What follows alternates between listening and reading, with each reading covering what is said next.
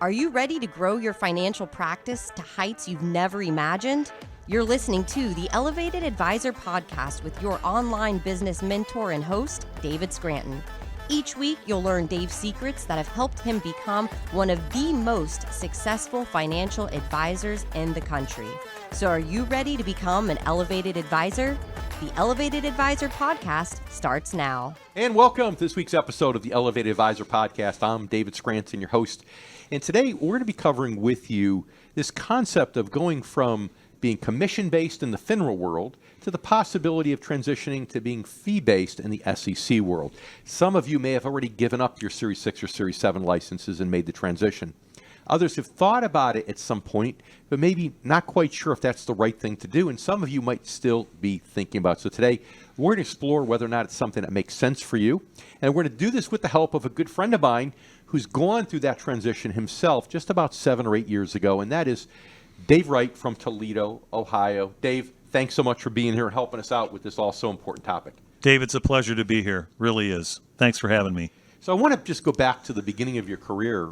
So tell, how long have you been in the business in general? And how did you get into the business where, on the insurance side, the wirehouse side? Just give us a little bit of your background here. I actually taught music in the high schools for about 6 years. So I have an education background. They say necessity is the mother of invention. I had twin boys and decided that teaching wasn't going to be for me, but I decided to go into education in a different field in insurance and financial planning. So I affiliated with an insurance company, a major insurance carrier, for about 18 years. So I was really indoctrinated. That was how many years ago? Oh, my goodness. That was about 15, 16 years ago. Well, how many years ago did you get into the business? Oh, I got into the business in the mid-'80s. Okay, so you've been in about 35 years. Right. The first half of your career was with the insurance company. And then how about after that? Well, then I decided that the insurance company seemed to have their own solution for everything. All their products were geared to their profit margin, their companies, of right? course. They're not really on the side of the client. They're more on their profit margin and their stockholders. So I decided to reaffiliate for the next 12 years with an independent broker-dealer, which shall remain nameless, but still was conflicted during that period of time with, the direction of where my business was. It didn't really feel like a business at that point, and there were times when I just didn't feel like I was doing, all that I could be doing for my clientele. And again, am I right in saying it's about 7, 8 years ago or so that you went from the FINRA side to the RIA side, the SEC side? Yes, and I know what you're implying. I have a lot of gray hair and a lot of receding hairline here, and it'd be like, why did you do that so late I'm in sorry, your career? Dave, we don't have enough time today on this podcast to go over your entire resume. So, well, thanks a lot. Why'd you have me here in the first place? but along the way, you've been married now for a long time, right? Correct? 43 years 43 to Marcia. Years, yep. Good gal. And you have 2 children. I do. Yep. Pete and repeat. I have twin boys. And some grandchildren, which is great. I do. 3 grandkids. Wonderful. So good stuff. So what motivated you to make that change 7 or 8 years ago from the FINRA world to the SEC world?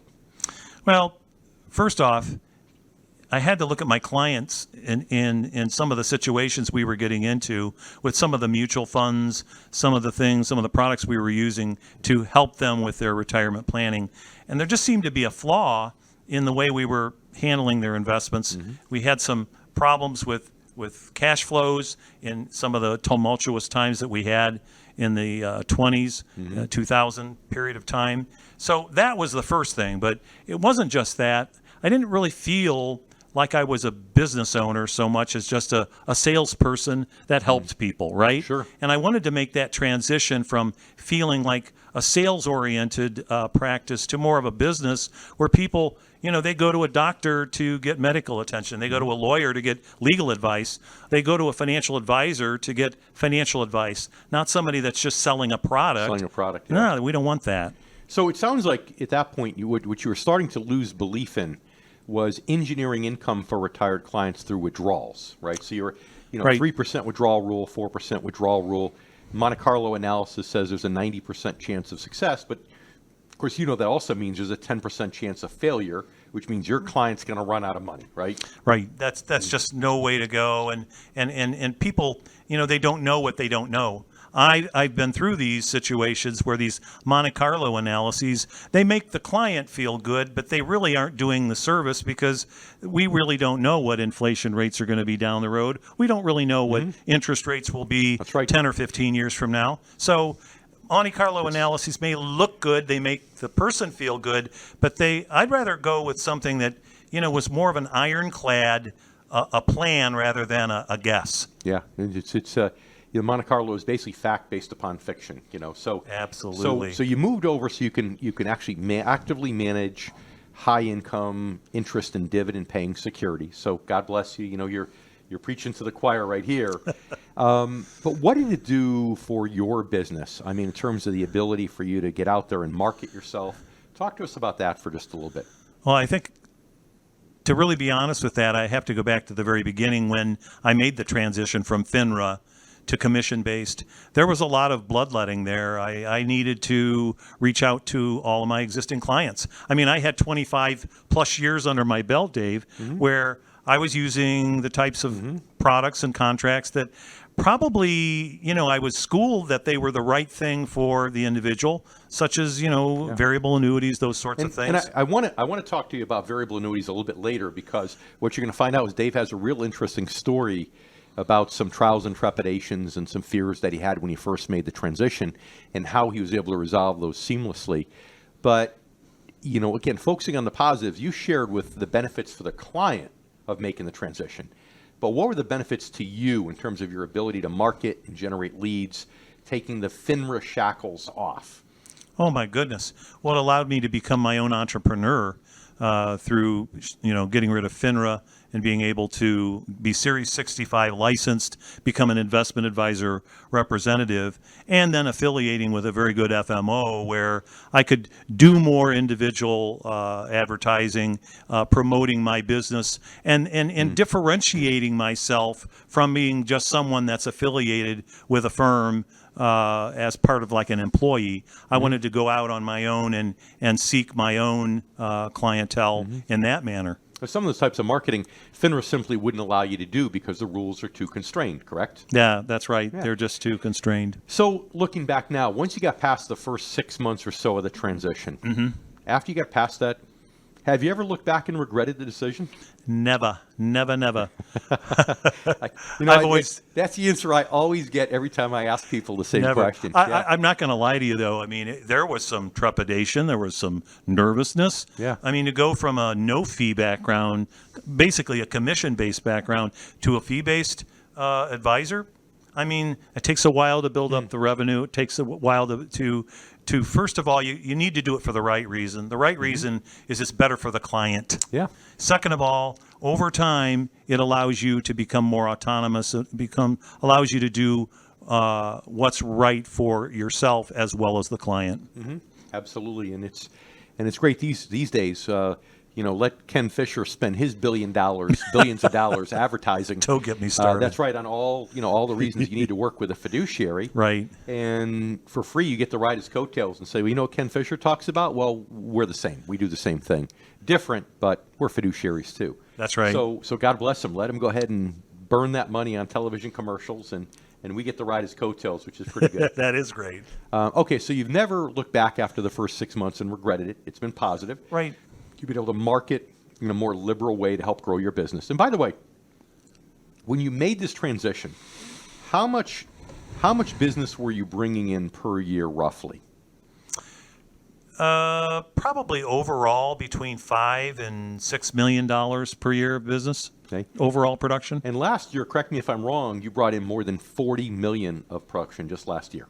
Yes, I have. It's been a tremendous effect on my production. And this year, you're on target to go to surpass 50. Right. It's early in the year, of course. So again, from 6 million or so to 50 million, and part of that has to do with the ability to, be different from your competitors.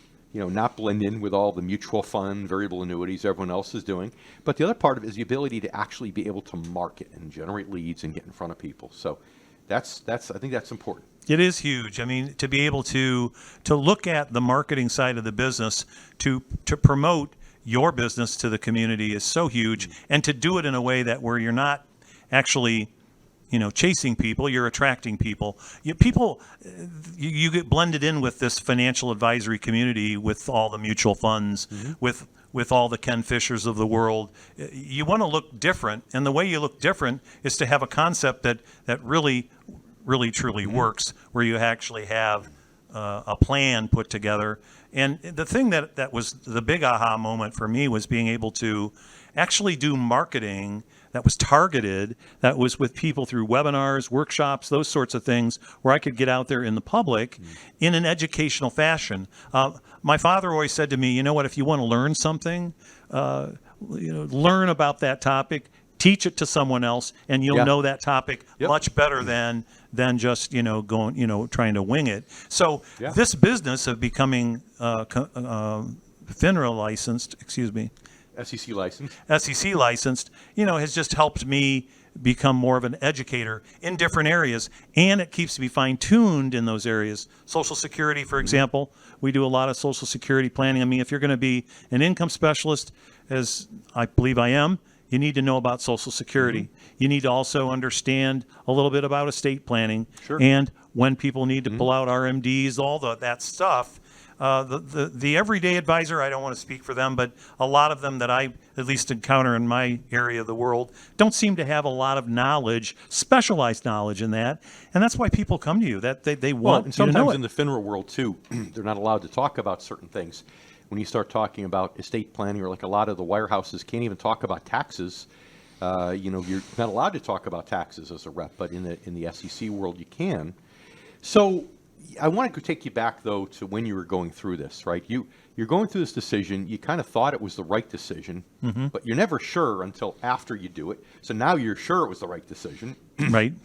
But what were the sources of fear and trepidation that you felt when you're about ready to take that leap of faith and make the transition? Well, to be honest with you, it was more on the methodology and the types of investments that were being used for me in the past weren't anywhere near what I'm using now. So there was that learning curve of understanding the why I needed to change.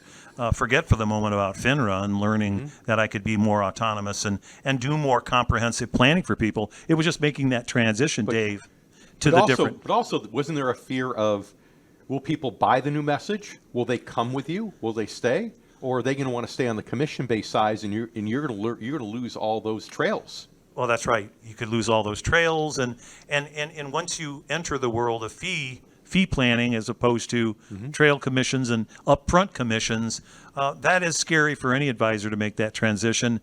And for me, and I know you want to get to this in a little bit, but there was a little bit of retracing my steps, so to speak. Yeah. I want to talk about that. I had to go back to my clients and face the music on that, but we'll talk about that later. So you have to sell people on paying a fee where they were not used to paying a visible fee. Maybe there were fees embedded in some of the products, but they're not used to paying a fee. That's always a big fear. Can I get these people to pay a fee? Or if I give up the license, are those people going to stay there? All those trails are gone. Will they come with me? So tell everyone, how many clients did you lose when you made this transition? Probably less than 5. And that's why I knew I'd made the right decision. And you got how many households right now that are clients? About 450. Yeah, 450 households. So you've lost very, very few. Now, but that was a fear of yours, right? That was definitely a fear. Absolutely. I mean, I had a family to feed. I had built all these relationships with people that, they trusted me for all these years. And now here I am coming back not at the middle of my career, heading towards the 3/4 mark of my career.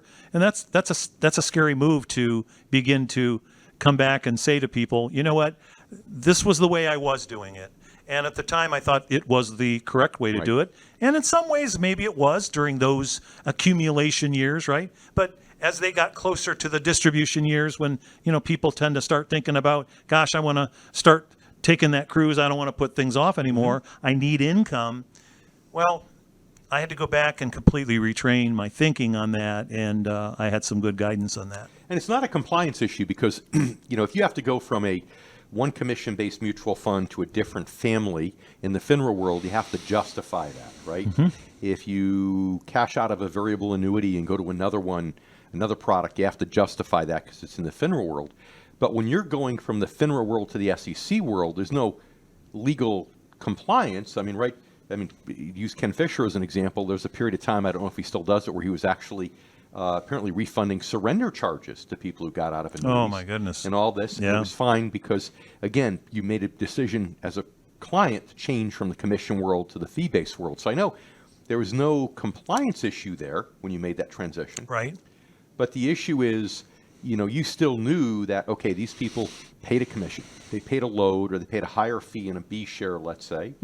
And now maybe they've gotten through that B share period, but now you're going to move them to something different, right? Yeah. And if you're sitting here thinking, well, if they're going to pay again, surely people aren't going to want to do that.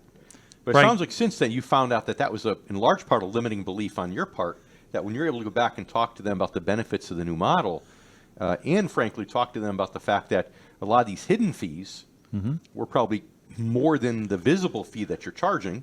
Right. You're just debundling it and making it really more visible and transparent. That people were able to see that and were able to make that change. Yeah, I think when people realized that I came back to them in earnest with a new thought, a new process, a new understanding and belief of what I had been doing. You have to eat a lot of humble pie sometimes in life, and sometimes it's a learning lesson. And there was a leap of faith for me to do that because I had no idea. I have great client relationships. I love my clients, and I think that's reciprocal. But to go back to somebody after they've been with you for a few years and to ask them or to have them listen to you, explain why maybe the selection they picked from me may not be the best thing to bring them the rest of the way home.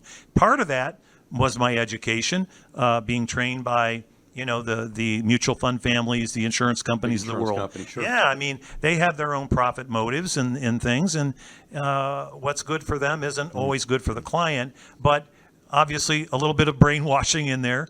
So it was tough, Dave. It was really gut-wrenching for me to reach out to all of the clients that had purchased those types of contracts, those types of products, and kind of retrace why maybe that wasn't the right move moving forward, and also giving them the reasons why would I want at this point in my life to take this sort of leap of faith when things were working okay. I could have stuck with what I was doing, but that wouldn't have been the right thing to do for me or for But once you for got them. past the first 10 or so conversations with people, and you realized that they were pretty favorable and cooperative, then it made it a lot easier, did it not? Well, yeah, because everybody has limiting beliefs, right? I had a limiting belief that somehow they would throw me out or whatever. And if anything, it shows your character. It shows your honesty, your transparency. So you got a better model for your client, Yep, right? right. It aligns you on the same side of the table as the client, as a Yep. fiduciary, right? Yep, right. And it also, for you, you actually got a pay raise, because ultimately what you're able to get in fees is greater than the trails that you were charging. Exactly. So it wasn't a loss; it was a net gain.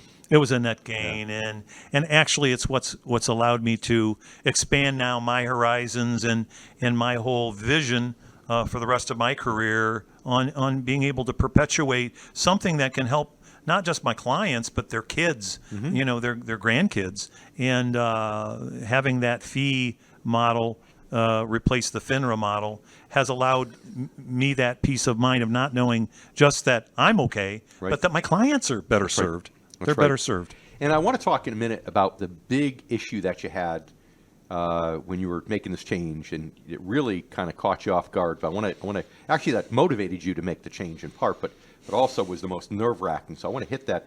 But before we do, I want to say that this is not a solution for everyone.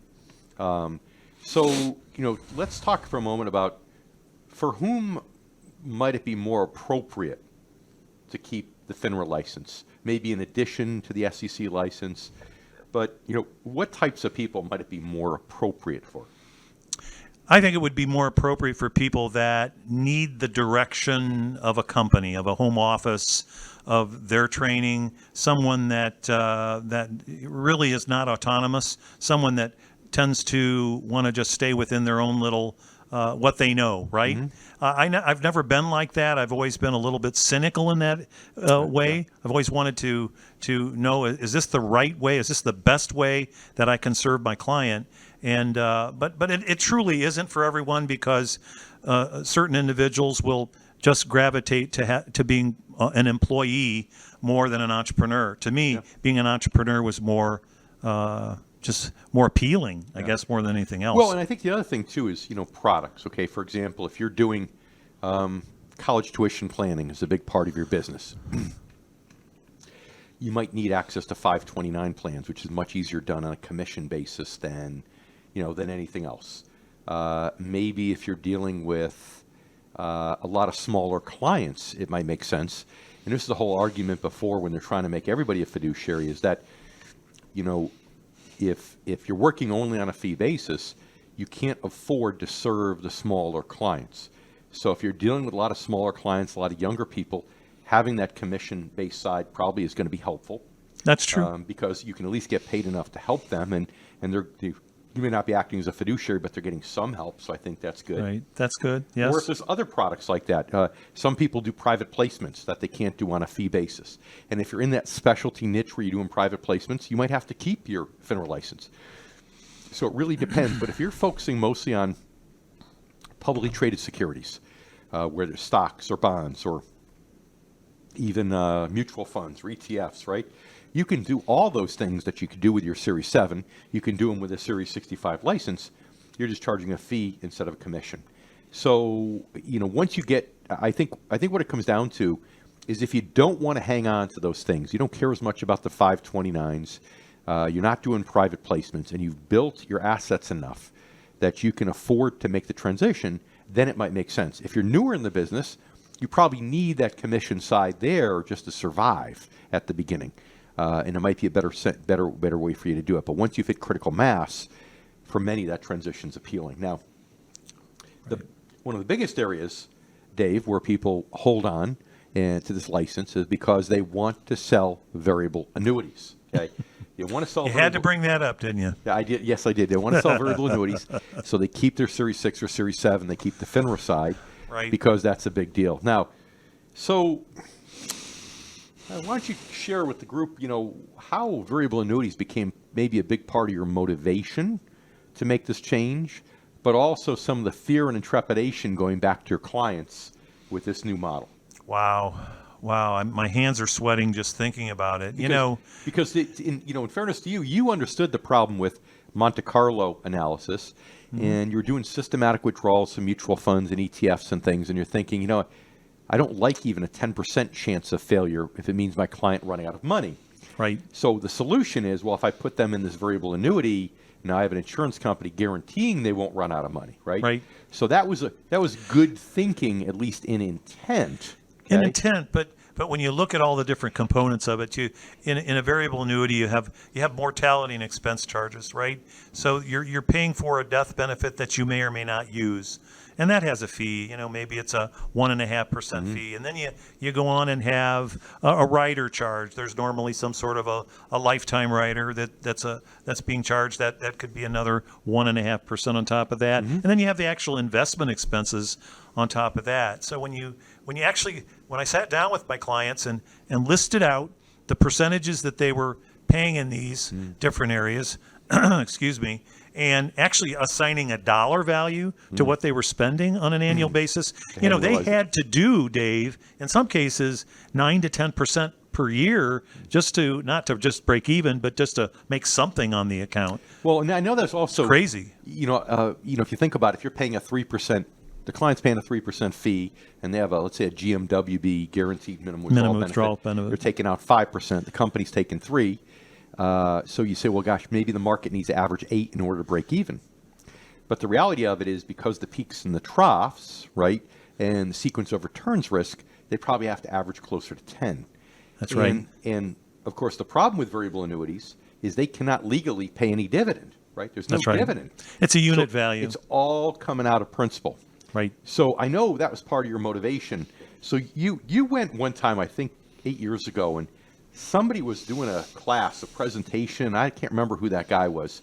He was doing a presentation talking about, the problems with taking income from variable annuities, how it was a cancerous financial strategy because you're taking it all out of principal. Do you remember who that was? I don't remember. Yeah, it was some guy, down in Florida. I can't remember his name. Oh, it was David somebody. Yeah, some Not guy quite with a sure. podcast. Yeah, we're not sure who that is. Some guy that's got gray hair and like I remember me. this. I remember. Hey, easy on the ixnay on the. Come on, hair you gray. can handle it. You can handle it. And I remember that because the look on your face when you started to think it through, and you started to realize ultimately what these people had was a variable annuity, was an immediate annuity, because there's no way the principal is going to be protected. They're going to spend it down. Right. And it was really an immediate annuity for anybody who lived to or past life expectancy. Their lump sum was going to be zero. And when you realize that they don't get the death benefit and the income benefit, if they invoke the income rider value, then the death benefit's gone. That's so right. essentially it was an immediate annuity with very high expenses. And I remember the impression you had on your face thinking, oh my goodness, how could I have done something for these clients that I was told it was a great thing, and based upon the tools you had in the toolbox at the time with that independent broker-dealer, right, you thought that was the right tool to generate income, and then you realized it wasn't. And I think that was correct me if I'm wrong, but that was one of the final things that kind of pushed you over the edge to, the SEC world. It did. When I realized that, all these extra fees were costing so much to the client through the contract that there was no way they were going to ever recover those fees. I started seeing that really the biggest recipient of that contract was the insurance company. Yeah. They had golden handcuffs on that guy or that gal for the rest of their lives. And why I felt so horrible is that I had spent a chunk of my career promoting them, blindly thinking that the insurance company training I was receiving was, for the client, when in effect it was really more for the insurance company. It guaranteed an income stream. So this brilliant guy in Florida explained to me that having, the ability to produce income from other types of investments with a little bit of work, a little bit of education, and maybe some change in your licensure, that there is a better way that's better for the client and better for yourself in the long run. Yeah. So now, when you, like you said, you add up the fees in terms of dollars. So when you said, okay, I've got a $100,000 variable annuity, the fees are $3,000 a year. If this person lives 30 years, they're paying $90,000 a fee. So I remember you were almost hyperventilating, thinking, "Oh my goodness, I only got half the story." Right. But then the hyperventilating changed to the thought of, "Oh my goodness, how am I going to go back and say mea culpa, and how am I going to go back and get people to change, and how many people are going to be upset with me?" And again, you lost virtually no clients in the transition. Zero. Well, maybe a couple. Yeah. And that was because, again, you started to say this before and I stopped you, but I want to end on this note because whenever you change a business model, it's always easy to think, oh my goodness, it's one thing if I come across a new prospect and they have investments that maybe I don't love that somebody else put them in, right? But if all of a sudden I put them in those investments and now I've realized that maybe it wasn't the best thing for the client and now I want to pull them out, there's a whole different pucker factor there. Because you put them in, not your competitor, right? Huge. So how'd you overcome that?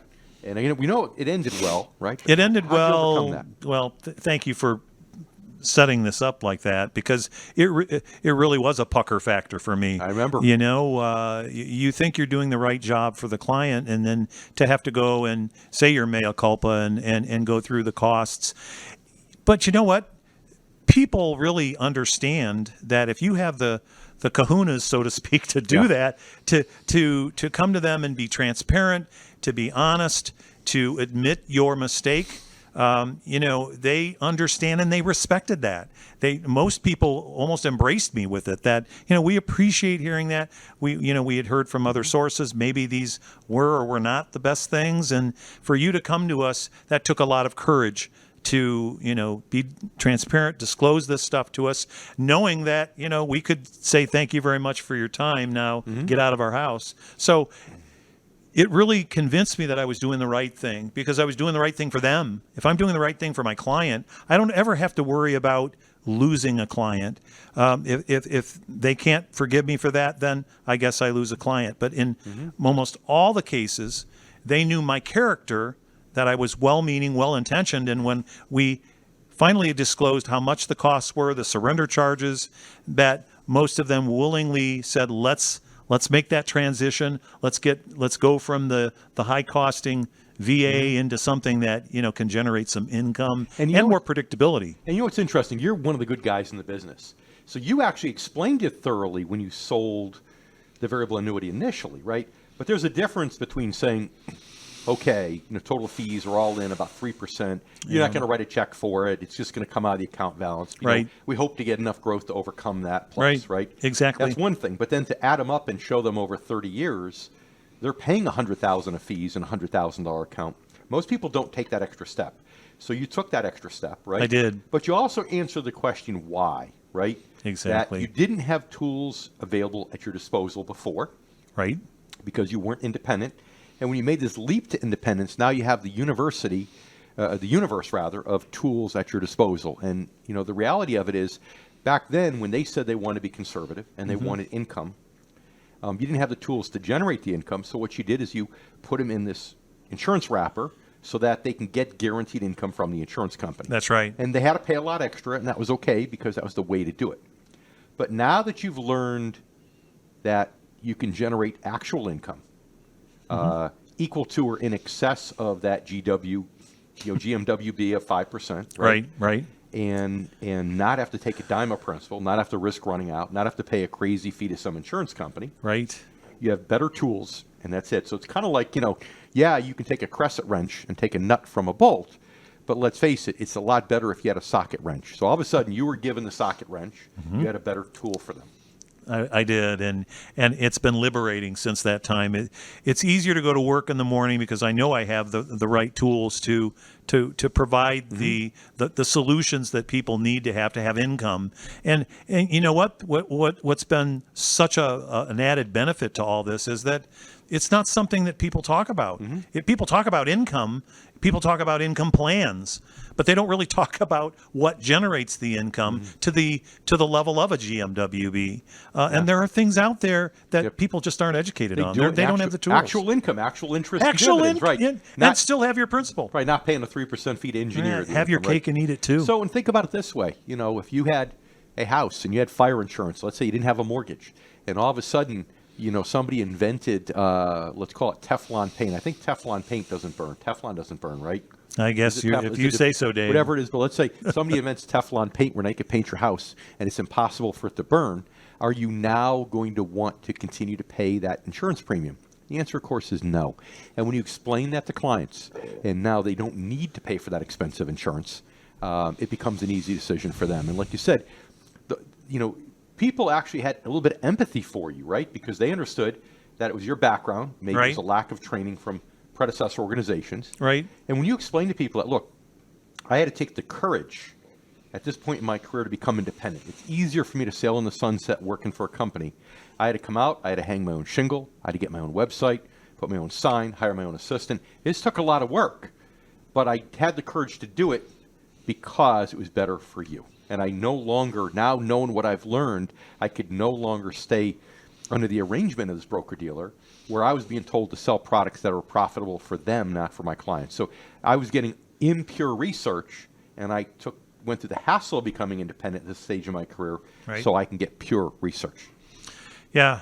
God works in mysterious ways, and my only regret is I didn't do this sooner, you know, and didn't should have pulled the trigger on this a long time ago. But wow, what a blessing just to be in this model now, understanding there is a better way. There's a way that people can have some, cash flow that's regular, that's reliable, that is more transparent, that's being monitored by people that are professionals and that allow me to do my job and allow me to, market to the community in areas that they wouldn't have gotten to other ways. And during this transition period, it's funny because one thing people really hate is when you're just sitting there defending your previous recommendations. if you have a reason why there's a better recommendation, they want to hear it. If you're just defending your previous recommendations, that frustrates people because they kind of know subconsciously that you don't have their best interests in mind, and that's not good. Now, and by the way, the bonuses are, like we said, you got to market more liberally because you have FINRA there. Right. And you're getting to a point where at some point you got to think about, selling the business. Right. Well, if you're selling a commissionable business, the rule of thumb is you get, a half of your revenue or one time your revenue, and that's it. So if you're bringing in $500,000, you could sell it for $250,000 or $500,000 if it's commissionable. If it's fee-based, it's closer to 3 times. That same $500,000 of revenue might get you $1.5 million. So it also is a great thing as you get close to thinking about your own retirement and your own ability to exit your business. It does. And it's just open up that avenue of having built something, being an entrepreneur, understanding that not only am I perpetuating my clients' future and their retirement, but something that's a legacy for my family, for someone else to take over at some point, because I'm creating value, and value that should be created because we're doing the right thing for people, right? That's right. It's a win-win for both. It's amazing. I do the right thing for everybody, and it comes back, and you end up getting rewarded as much as everybody else. So that's really God true. bless you. I'm glad you made that decision. It was the right decision for you. So am I, Dave. And thank you for helping us out today. Really glad my to pleasure. have you here. And I want to say that this isn't the right decision for everyone. For some people, staying with the BD model might make sense. But I know a lot of you have considered making a change, and some are still considering it. So hopefully today's Elevated Advisor podcast helped you clarify some of the issues and maybe overcome some of the fears. First of all, clarify whether or not you should do it, but also help you overcome some of the fears that maybe you're worried about right now with the possibility of the transition. So that's it for this week. Everybody, thank you for joining us, and we hope that you'll join us again next week on the Elevated Advisor podcast. I'm David Scranton, and look forward to catching up with you soon. You have been listening to the Elevated Advisor podcast. If you enjoyed this episode, please subscribe and share it with your colleagues. If you would like to talk about elevating your financial firm, reach out to us at theelevatedadvisorpodcast.com. Investment advisory services offered through Sound Income Strategies, LLC, an SEC-registered investment advisory firm. Sound Income Strategies, LLC, and the Retirement Income Source, LLC are associated entities.